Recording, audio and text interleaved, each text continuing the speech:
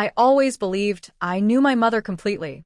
She was the type of woman who woke early, tied her hair into a neat bun, hummed while she made breakfast, and reminded me of all the little things I often forgot, like carrying an umbrella on rainy days or making sure I didn't skip meals during exams.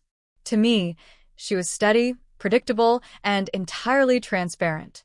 She kept no secrets, or so I thought. Yet sometimes, when she stared out the kitchen window in the quiet of late evenings, there was a softness in her gaze that didn't match the rest of her life. I never asked about it, and she never volunteered an explanation. After she passed away, I stepped into what I thought would simply be the process of sorting her belongings, handling paperwork, and closing one chapter of life. But instead, I found myself drawn into a hidden world she had carefully kept from me. And that discovery shattered me. Not in the way pain crushes, but in the way truth rearranges everything you thought you understood. It started in the attic of our family home. Dust-covered old trunks, faded clothes, and boxes filled with photographs. I was sorting through one when I found a small wooden box, polished smooth but locked with a delicate clasp. For a moment, I hesitated. Opening it felt like stepping into her private thoughts, a place maybe I had no right to enter. But curiosity tugged harder. Inside, I found letters bound together by a red ribbon, their paper yellowed with age, but the ink still bold. On the first envelope, in elegant handwriting, was my mother's name, not Mom or Mother, but her given name, written with the tenderness of someone who loved her deeply. I sat there in silence, the attic light dim, my hands trembling as I unfolded the first letter. It was from a man named Daniel. The words danced off the page with warmth and longing. He spoke of moonlit walks, of the scent of summer rain, of dreams of a shared future. Each sentence carried a pulse, like it had been written in the very rhythm of his heart. And every reply, tucked neatly behind his letters, was from my mother. Her handwriting was familiar, yet more alive than I'd ever seen in her grocery lists or school notes she used to pack in my lunchbox.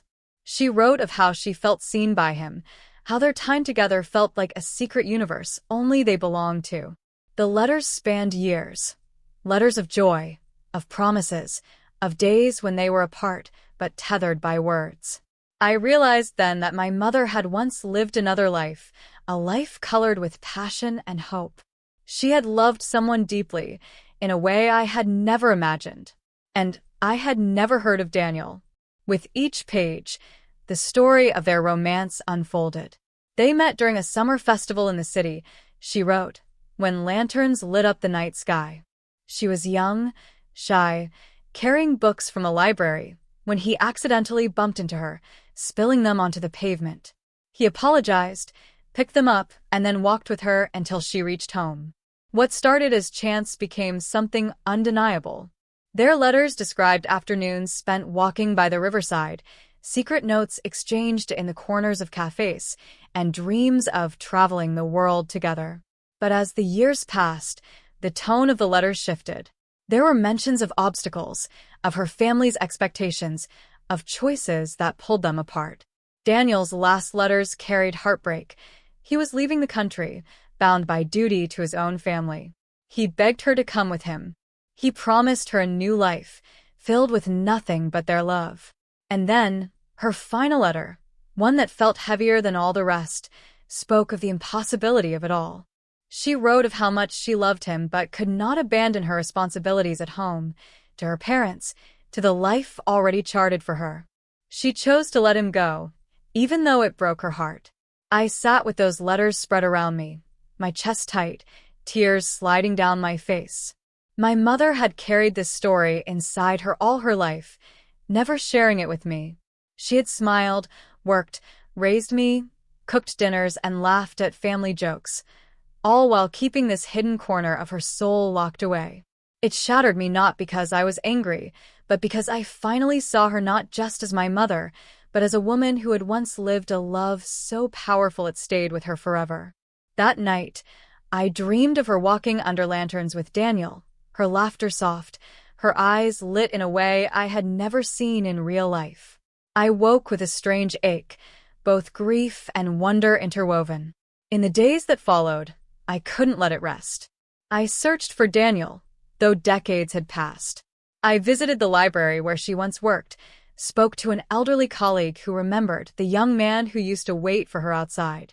Piece by piece, fragments of their story surfaced. Eventually, I discovered he had moved abroad, married, and built a life far away.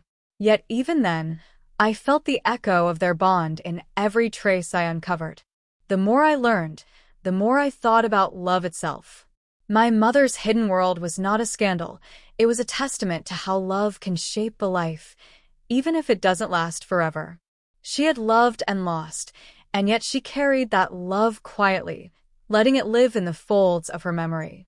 As I stood in her garden weeks later, the place she had always tended with care, I began to understand. Love is not always about possession or permanence.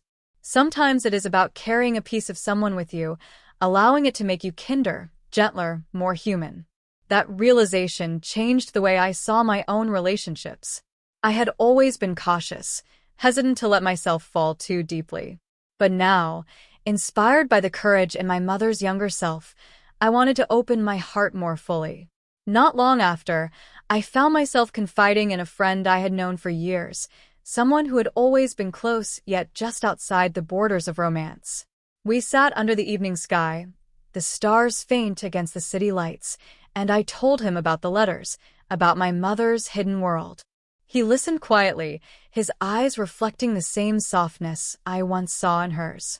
That night marked the beginning of something between us, not rushed, not forced, but real. As months passed, I realized my mother's story wasn't just hers. It was now mine, too. Her hidden love had taught me the value of honesty, of choosing connection even when it might hurt. And in my own blossoming romance, I carried her lessons forward. Years later, when I returned to the attic, I placed the letters back into the wooden box, tied with the same red ribbon. But this time, I didn't feel the ache of discovery. I felt gratitude. My mother had lived a love story I never knew, one that had shaped her and, through her, shaped me. By stepping into her hidden world, I had finally understood her in ways I never could while she was alive. And though it shattered the illusion of the woman I thought I knew, it built in its place a deeper truth. She had lived fully, loved deeply, and taught me, even in silence, the power of the heart. And as I walked out of that attic for the last time, I whispered a quiet promise to her memory that I would not hide my own heart away, that I would love boldly, openly, without fear. Because her secret world had shown me that even love that doesn't last forever is still worth everything.